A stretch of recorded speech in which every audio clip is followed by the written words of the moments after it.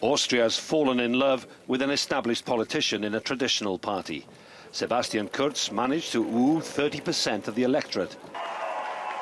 He'll continue as foreign minister, while, at the same time, spending weeks negotiating to form a new government. We were handed a great responsibility from the voters, and we should all be aware of it. We should also be aware that a lot of people have put their hopes into our movement. Chancellor Christian Kern is the obvious loser.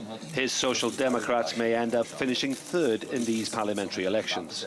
In contrast to the far-right leader, who is satisfied with his party's increased support. This shows that we, as it looks now, will be able to celebrate the best result in the history of the Freedom Party. And it also shows that the wish for change is strong in Austria.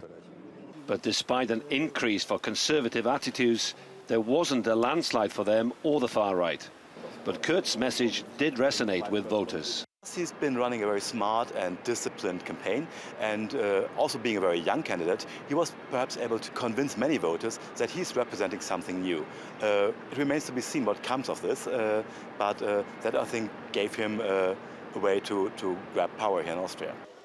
Smaller parties like the Liberals and Greens are worried that Austria's international reputation will be harmed with a right-wing government in power.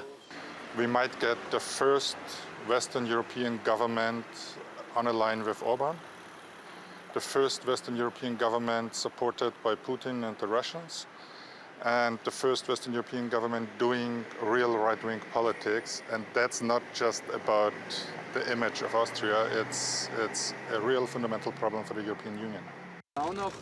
As Kurz arrived at the old imperial palace to meet other politicians, in the middle of a scrum of journalists, he managed to appear before our camera, only to disappear as quickly.